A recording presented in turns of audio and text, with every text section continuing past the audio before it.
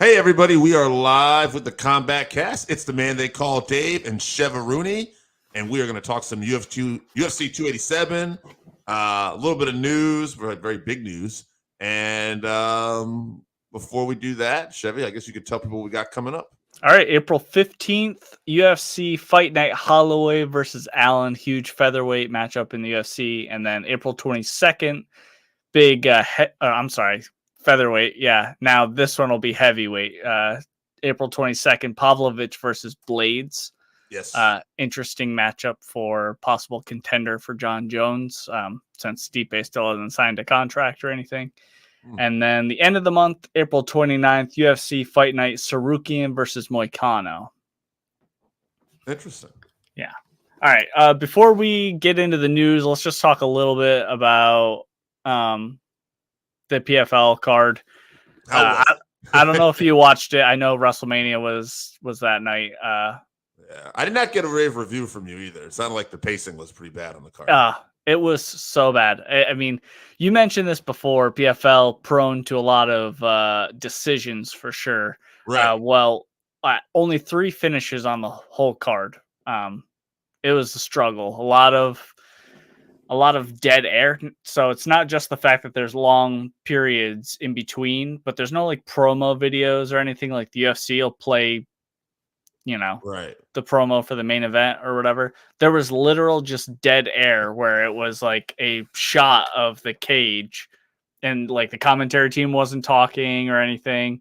There's no commercial. It's just showing the cage and no sound.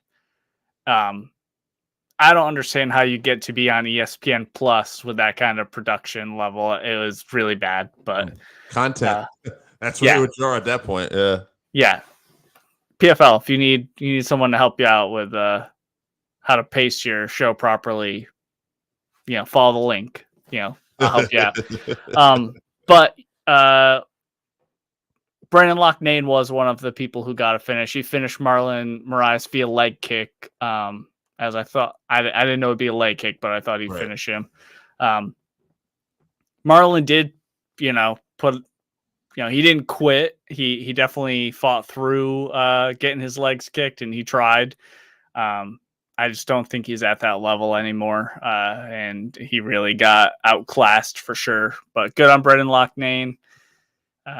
He called out like a 5-round fight in Manchester, even though he's in the tournament and they're all 3-round fights. So I don't know. He's getting a little crazy, but yeah. But we'll see going forward. I think the Brendan's probably the favorite other than Kubalaev, Movid. That guy's a monster. So he's undefeated. He's a big problem for that division. But let's talk a little bit about that boxing too. Yeah. I don't think either one of us watched it, but we can just go over, who won. Pettis won. Yeah. You were right. Probably the age factor. We didn't see it, but I'd imagine that was a big problem there. Good on Pettis, though. It's always nice when the rarity of an MMA fighter does get the win over a boxer. Anyway, Aldo and Stevens, I saw some highlights of that. That looked decent. They went to a majority draw, it looks like. Vitor beat Jacare in a decision. Yeah, at this point in their career, especially if Vitor is not having to worry about USADA, I would imagine he's going to be, unless you're a real, actual boxer, Vitor's going to be a problem for you. Right. Yeah, I think he called for a fight against Pettis afterwards because he was originally supposed to fight Roy Jones Jr. and that kind of fell through. Mm-hmm. So I think he was a little bit upset that Pettis ended up getting the money fight and he wants to fight him next. So, it's not outside the realm of possibility that Jake Paul fights any of these guys. Also, he's kind of running out of guys to fight. Although the PFL did say that Jake Paul is going to have his MMA fight in PFL by the end of the year. So I don't know if he's really training both or what's going on with that or if that'll actually happen. But speaking of Paul brothers, great segue because Logan has offered to, he's been making some call outs. He wants to box Nate Diaz. Doesn't understand why Nate won't take him. He says, I'm an 0-1 boxer, or 0-1. Yep. And he says he'd even MMA fight Tyson Fury. He said, because I don't care how, I know. He just pointed. He said, I don't care how big he is. He said, if he's got no wrestling, he says, I'll get his neck and I'll choke him out. You better connect. Which I don't know how true that is, because with a guy like Fury, like, he might get. He's like 300 pounds. And he's 6'9", 300 pounds. Great footwork. Yeah. The best heavyweight boxer in the world of all time, probably. Yeah. And Logan Paul has some high school wrestling. Yeah, like that's what I was telling a friend of mine. I'm like, it's one thing if you're a much smaller guy, but you're the elite of the elite in wrestling. Like you're a medalist. You're a college like standout legendary career. That's not Logan Paul. He wrestled in high school. Yeah. You know how many people I know that wrestled in high school? Yeah. Like, whatever, Logan. I'm sure Go to make your money, though. Try to make your money. Can't hate the guy for trying to make a few bucks. But the segue, before we'll get into the card, I guess I'll lead into this item. I'm curious to get your this Endeavor.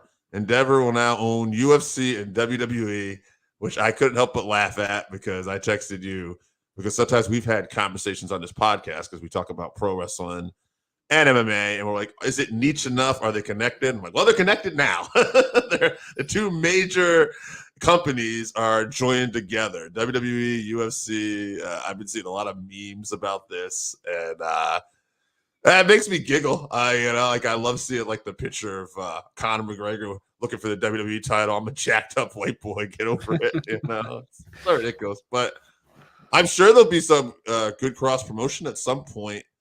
Ooh, good. Well, I don't know if it'll be good, but hold on. There'll be some cross promotion in the sense that like they'll both be able to use each other's platforms to promote upcoming events and Power Slap. WWE will be promoting Power Slap. Yeah, we'll see how that goes. I don't know. That'll be very interesting to see, how this all works out. What do you think about this? How about that? I'll go over you from what you know and what you think. All right. So obviously I don't know too much about the WWE side, but the new company, when all is signed and done, will be worth over $21 billion, billion with a B. The UFC alone, which this is surprising, was valued at 12 billion, which is higher than WWE at 9 billion. Which I thought was interesting. But the most interesting part was Endeavor bought the UFC for 4 billion, right. I don't know, 4 years ago or something like that. It was not very long ago. So let's say 4 years. And now it has grown $8 billion in revenue. And that entire time, all people have been doing is complaining about fighter pay. And the UFC is like, we can't do it. It's not in the numbers. You're telling me that you can grow your business by $8 billion and you can't pay your fighters anymore. Like the fact that the bonuses are still $50,000. They used to be $100,000 back in the day. And now they're still $50,000. Like, I'm not buying it from any of the UFC management. I'm sick of talking about it for sure. Right. But obviously we have to keep talking about it because it's not going away. But fighter pay is the first thing that I thought about with this merger. Well, I will tell you, I mean, WWE, again, treats its employees too. They have the same issue with independent contract type deals. They are known for paying better. Like their guys their top guys get paid very well overall more. It is a different structure. It's entertainment, they're athletes, but it's an entertainment company too. Be interesting. One thing I wanted to point out was the structure of this company. I don't know if you saw this. Ari Emanuel is the head. Yeah, obviously Endeavor CEO. And then there's unbelievably famous like Andrew Slimer, new CEO, CFO. And then right under that, Vince McMahon, new CEO of new co-executive chairman. Okay. And below him is UFC president Dana White, which I thought that was interesting. So Vince actually outranks Dana in this company structure here. I'll So obviously, like I was saying, I don't know that much about the WWE, but I'm gonna assume that wasn't Vince getting kicked out and then somehow got back in? Yes. So what did he get kicked out for? He sexually abused somebody or something like that? So Or it was racially abused somebody? actually why he got kicked out was the hush money. Essentially, there was NDA, non-disclosure that somehow came to the surface of these inappropriate relations he had, but in that he was using company funds. Right. That's illegal, right? Yeah, inappropriate use of company funds. This is all. I actually had this conversation with someone anyway. Like, I mean, I'm joking. I just think it's funny that he actually has this outranking. I mean, here's the reality: Vince got kicked out of his own company, bullied his way back in, and is now in a bigger spotlight, has more money, and is in his company. Oh, and Dana White, by the way, do you remember a couple months ago he hit his wife? Nobody fucking talks about that even anymore. So these guys are untouchable. It doesn't even really matter. It really is. The first thing that I said when it got sent to the group chat, the picture of the new management, and I'm not, woke or anything like that, but that's a lot of white guys, a lot of old white guys on that executive board running this huge company for sure. So I don't see a whole lot changing. Good luck to all the women that work in that company. As far as I know, they've taken care of them well, but outside of business hours. I will say this: when WWE was going to Saudi Arabia and getting paid a lot of people, Ari Emanuel was one of the people who actually stepped up and said that maybe we shouldn't do business with that, and actually put his money where his mouth is at one point. And he could have had events there and opted not to and chose not to. However, now when he buys this part of this company, part of the deal is he is inheriting that Saudi Arabia deal, which is worth hundreds of millions of dollars, and that's not going anywhere. So right, yeah. So he caved eventually when he got enough money. Yeah. Right. Yeah. Well, anyway, I think it's time we start talking about some fights. Okay. All right. Let's get to UFC 287. All right. So let's just talk about. Going to highlight a few prelims. This card is actually great from like the beginning to the end. But let's just highlight on the early prelims. I think this is a bit disrespectful, but Cynthia Calvillo is on the early prelims. So if you have Fight Pass, check that out. Other prelim fighters to keep an eye on: Chase Sherman, who was supposed to be fighting Beast Boy, Chris Barnett, but he had to pull out, unfortunately. But Chase Sherman, Gerald Mershart, Michelle Watterson Gomez, and then the feature bout on the prelims, I'm very excited for: Chris Curtis versus Kelvin Gastelum. You want to go over that one? Talk about that one a little bit? I took a little time out. Gastelum 16-8-1. Don't let that record fool you. This guy's fought the best of the best. 6 KOs, 4 sub, 6 decisions. Chris Curtis, 30-9, 17 KOs, 1 sub, 12 decision. He's been on a tear since getting in the UFC. His last, let's take a look at him real quick. Hold on one second here. His last win was over Buckley, which was a KO in round 2. Before that, he did lose to Jack Hermanson decision. Before that, he had a decision win. And before that, a TKO over Brendan Allen. And before that, a KO win with Phil Hall. So he got in UFC at the end of 2021. He's already had 5. This is going to be a 6th fight. Those are dangerous guys he's fighting too. Like all of them were very dangerous fights. 4-1, yeah. And Gastelum, I mean, he's had a little more struggle recently. But his last 2 fights that he lost to were Jared Kenner and Robert Whitaker. I mean, before that, he beat Ian Highness. Before that, he got caught by Jack Hermanson. He did lose a split decision against Darren Till, which I do wonder how that would work out now, because Till has obviously kind of had his struggles since then, and it was a split. And before that, he lost a decision to Adesanya, which he gave Adesanya. Other than one of the best fights of all time. Best fights of all time, right? So it's very interesting. Like when you look at that strength of schedule, I would actually, if this was a couple of years ago, I would have picked Gastelum. I don't know if I pick Gastelum right now because I feel like momentum is such a big thing in MMA and sports, and I feel like Curtis has a little more momentum. I'm going to go with Curtis. I say it's a decision. kind of breaks my heart. I like Gastelum. I'm pulling for Gastelum. I like both guys, but in the end of the day, that momentum I think means something to me. So I'm going to go with Curtis. Yeah, I agree 100%. Momentum is definitely in Curtis's favor. And also think that Kelvin is a little bit low on confidence right now. Yeah. And I think that makes a big difference in him. For some fighters, it's not as big of a deal, but for him, I really think it does matter.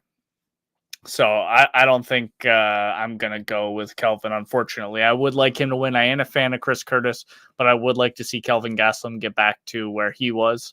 But I'm going to go with Curtis. I think he gets a decision win because Gastelum's too tough to get knocked out. Yeah. All right. Let's move into this main card. We're going to kick it off with the new youngster, the new phenom, Raul Rosas Jr. versus very tough second fight in the UFC, Christian Rodriguez. C-Rod. Interesting. Okay, so C-Rod, let's start with him. He's 8-1, 3 KOs, 4 subs, 1 decision. He's from a Contender Series 2. His only loss is to Jonathan Pierce, who's 5-1, and he's beaten some names. He beat Damage, Darren Elkins, Makwan. He's beating a lot of good people here. And so that's his one loss. And I believe it was a decision too. So Raul Rosas Jr. 7-0, 1 KO, 5 subs, 1 decision. I'm gonna go with Raul Rosas Jr. here because of the wrestling, but this is a very tough fight. I could see him losing. Whatever. I don't know. I'm gonna go with Raul Rosas Jr. I'll say, let's see how good the kid is. I say it's gonna be a decision. This is gonna be a tough fight for him. Yeah, I don't know that much about Rodriguez.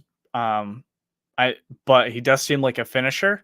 Yeah. But the UFC definitely wants Rosas Jr. to win this fight. So I assume that they probably matched him up with someone who they think that he can beat. And obviously his easiest path to victory would be the wrestling. I don't think he's going to finish Christian. So if he does win, it'll be a decision, like you said. So I'm going to say he gets that decision. Very close fight, though. We're going to see just how good he is after this fight for sure. Absolutely. All right, let's move on to banger of middleweight fight. Kevin Holland versus Santiago Ponzinibbio. Kevin Holland, Ponzinibbio. Let's see here. Kevin Holland, 23, 9-1, 13 KOs, 6 subs, 4 decisions.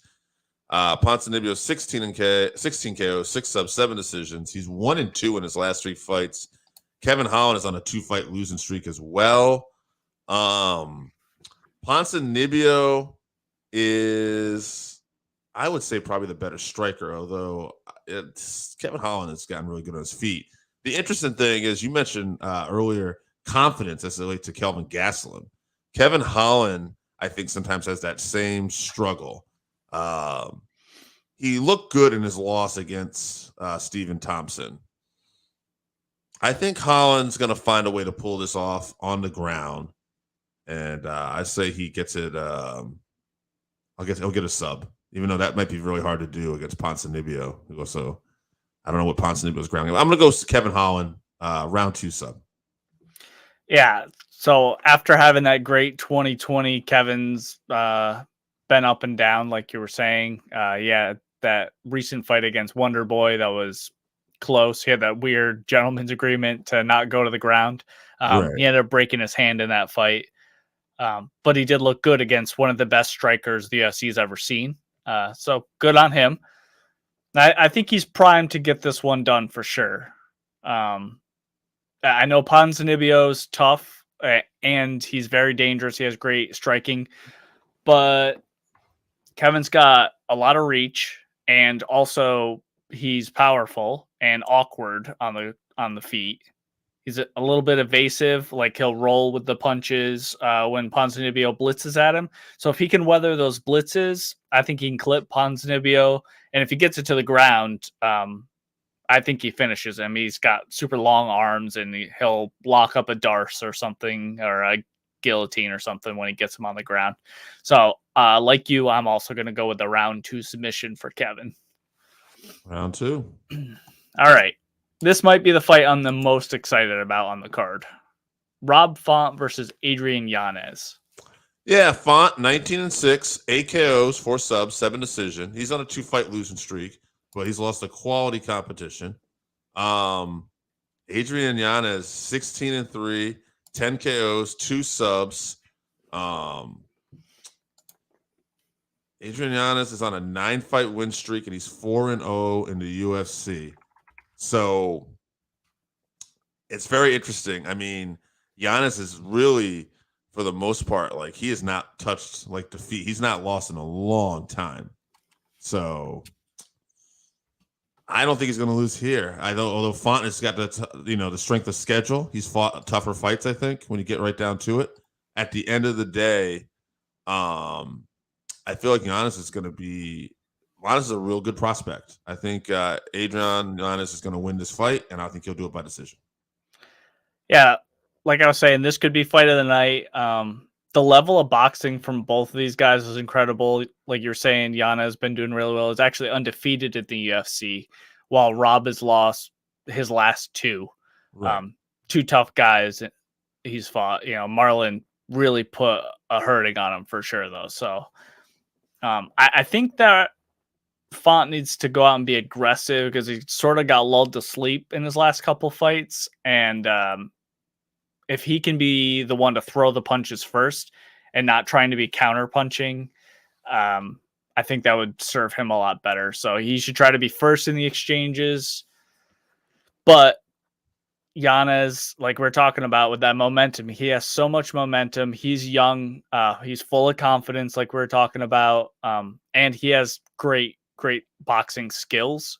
A tough chin. He hasn't been tested a lot. His chin hasn't been tested a lot, but what we have seen, it stood up to. So I'm having a hard time picking this one, but I think I'm going to go with Yanez by decision. I think Rob Font's going to be a little too tough to get knocked out. He might take a bit of a beating depending on what his game plan is going into this, but I think Yanez has got it by decision. All right, move on to co-main event. Gilbert Burns versus Jorge Masvidal. This is may or may not be number 1 contender fight. Yeah. If Masvidal wins, he's definitely got the potential for that.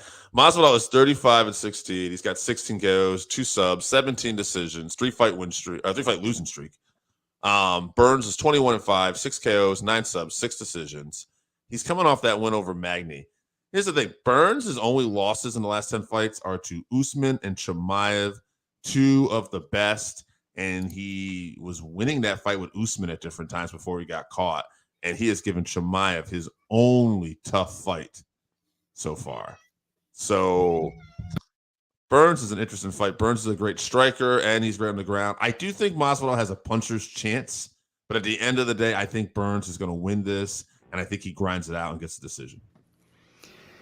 Burns is a huge favorite in the fight. I think he was like a 14-1 favorite or something like that at one point, which is ridiculous. I honestly think we all know that I'm not the biggest Jorge Masvidal fan. I like the guy, but I do think he has been overrated for sure. He, landed that shot on Till to knock him out, and then he landed that flying knee, and he punched Leon Edwards backstage, and somehow that made him a star. But he does have skills on the feet for sure. And so I think that this is going to depend on how intelligently Gilbert goes into this fight. We saw in his last fight against Magny, he used wrestling and grappling, which would be his strong suit. Obviously, he's a elite world-class jiu-jitsu black belt, so he should lean into that and not so much with the striking that he's kind of fallen in love with. We know he has a great chin based on that Hazmat fight, that absolute war that he had, so we know he's a tough guy, But how many of those do you have in you? Jorge does seem to just catch people and knock them out. So I think he needs to be smart. I think that he will be smart. And he's going to get a hold of Jorge, hold him up against the cage, frustrate him, and sneak in takedowns. I bet he gets a submission. I'll say round 3. But I would not be surprised if he got caught coming in either. Yeah, I just think it's just the style because he does fall in love with his hands. Yeah. It's worth noting also that Jorge Masvidal did say that if he loses this fight, he's probably done. So that's another thing, being 1 foot in and 1 foot out. If you're already thinking about retirement, you probably should just retire. So I think that's another strike against him, which would make me lean towards Gilbert as well. All right, let's talk about the main event. Yes. Alex Pereira versus Israel Adesanya 2. You know, it's interesting. Rather than even going just by their MMA records, first, Pereira's got a 33-7 kickboxing record, a 1-0 boxing record. All right, and he's 7-1 in MMA. Adesanya, he's got a 5-1 boxing record, a 75-5 kickboxing record, and he's 21-5, 6 KOs, 9 subs, 6 decisions. It's great, just how good these guys are combat sports wise. Like, if you're gonna make like a combat sports all-star team, like I feel like these two might be on it, at least on the striking side. So everybody made a big deal going into the last fight about Pereira's wins in kickboxing over Adesanya. And I didn't think that was going to be a big factor. I still don't know if necessarily that's the factor. I think Adesanya is very mentally tough. And even going into this fight, I feel like he has the right attitude. If you look at those kickboxing fights, though, Adesanya almost finished him a couple times. He got caught. If you look at their MMA fight, very similar. Adesanya almost finished him in the first round, and he got caught.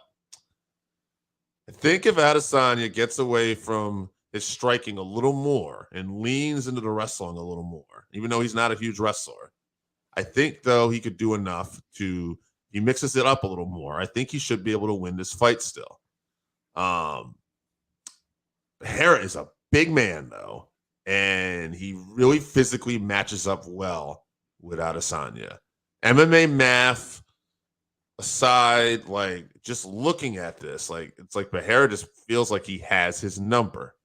And it's because I feel like he's that size. Right. He started cutting weight a week ago. What's that? Pereira started cutting weight like a week or 2 ago. Right. He's so big. He could fight a heavyweight.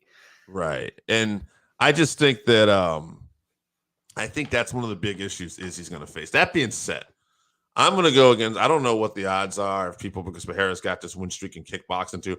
I'm throwing the kickboxing out. This is still MMA, and I'm just going based off their last fight. And I think Adesanya is going to make the adjustments needed back against the wall, and I think he'll do this. I mean, I'm probably in the minority here, but I think Adesanya will find a way to get this done, and I think he's going to KO him, and I think he's going to do it round 3. I think this will be another firework fight, but I think Adesanya will get him out of there this time early, unlike his other previous encounters. Yeah, I know Adesanya's lost 4 to this guy, and I'm biased. Well, I mean, in kickboxing. I thought it was 2 in kickboxing. That's why I was asking. He lost 2. Oh, okay, yes, 3. Sorry. Yeah, this okay. could be 4. Yeah, this is their 4th fight. Yeah. Yeah. Now I'm biased, and this is not an objective choice because objectively, I would have to pick Pereira. If I was betting on this, I would pick Pereira. But I'm gonna go with Izzy as well. I think he's just due. Plus, he's hurt him in every single fight. Right. So we know that Alex is going to come in super confident, maybe overconfident, and he can get caught just like anyone else. We've seen Izzy hurt himself. I really think just statistically, the fact that he would lose 4 fights to this one guy, I don't see it happening. So I'm going to go with Izzy. It makes no sense, I'm sure. This is a very soft sell, but I'll go with Izzy by KO. I'll say he makes it to round 4. And I'm excited for the aftermath of that if it does happen for sure. Yeah, I mean, it's funny you use the word bet because I guess even though, like, in my mind, I'm picking Adesanya, like, I really do think he can do it. I don't think it's much as, like, yeah, I guess it'd be hard to put my money on him based on the previous results. But since I'm not, like, I don't know. I just got a gut feeling that this is going to be the time. And judging by their other fights, like, to me, it's like I can't discount that he's had this man in trouble plenty of times. Yes, Pereira has found a way to come back every time, but, like, sometimes you can just ref will just stop it. You know what I mean? Sometimes the ref will go, oh, this guy looks in trouble, and we'll just stop the fight. So, I mean, I don't know. I just feel like, and I also feel like, again, though, I do think Pereira is working on getting better, but I also feel like Adesanya just has more tools in MMA if he uses them. So he's craftier for sure. Yeah. I think mentally strong. Yeah, I think Pereira has had a puncher's chance and he's capitalized on it every time. Because he was losing like all of that fight until he hurt Izzy. So the chances are eventually that Izzy's gonna dodge that one shot that hurts him and he'll finish him. I don't know.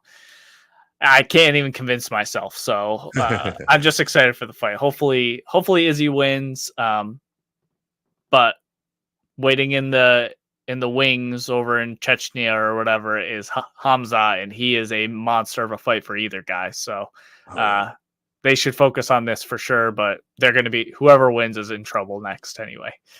I would agree. So, all right, let's talk about what we got coming up one more time. All right, April 15th, UFC Fight Night, Holloway versus Allen. I'm both very excited and very sad that this fight is upon us. And April 22nd, UFC Fight Night, Pavlovich versus Blades for a probable number one contender for heavyweight title. And then at the end of the month, April 29th, UFC Fight Night, Sarukian versus Moicano. All right, guys, that's it for the Combatcast. Enjoy the fights this weekend.